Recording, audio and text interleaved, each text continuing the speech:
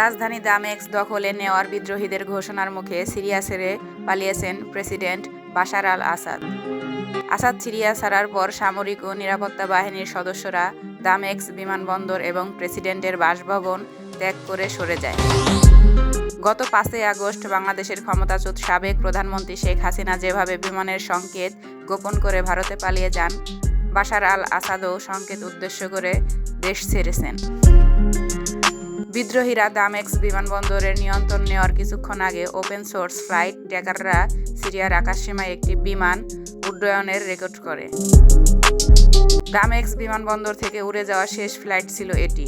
ওই ব্যক্তিগত উড়োজাহাজটি উড্ডয়নের পর বিমানবন্দর থেকে সরকারি সেনারা সরে যায়। ধারণা করা হচ্ছে দামেস্ক থেকে ছেড়ে যাওয়া শেষ ফ্লাইটে অবস্থান করছিলেন আসাদ, তবে তার গন্তব্য সম্পর্কে নিশ্চিত হওয়া যায়নি।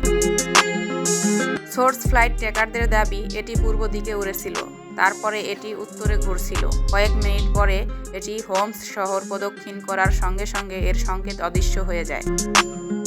গত 5 আগস্ট তীব্র প্রাণঘাতী গণ আন্দোলনের মুখে দেশ ছেড়ে ভারতে পালিয়ে যায় শেখ হাসিনা।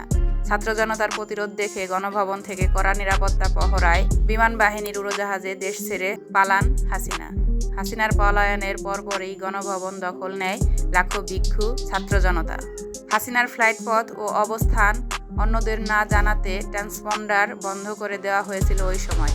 একটি উড়োজাহাজের অবস্থান, নাম, উচ্চতা, গতি এবং স্বয়ংক্রিয় জিওলোকেটার সিস্টেম জানাতে থাকে ট্রান্সপন্ডার।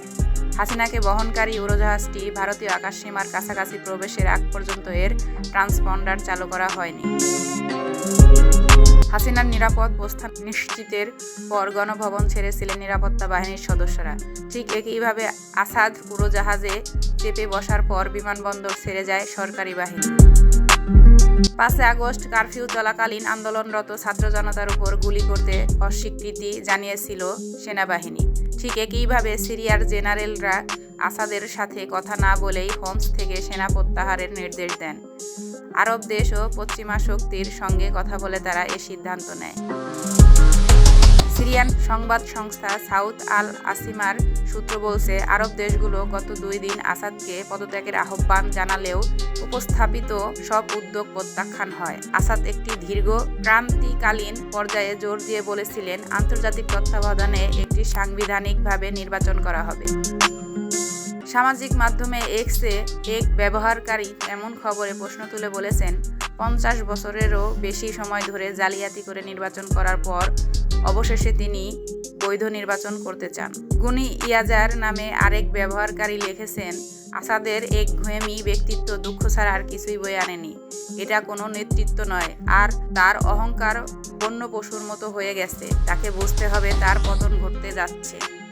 রোববার বিদ্রোহী দলগুলো টেলিগ্রাম বার্তায় জানায়, বাথ শাসনের অধীনে 50 বছরের নিপীড়নের পরে এবং 13 বছরের অপরাধ ও অত্যাচার এবং বাস্তুচ্যুত হওয়ার পর আমরা আজ এই অন্ধকার সময়ের অবসান এবং সিরিয়ার জন্য একটি নতুন যুগের সূচনা ঘোষণা করছি।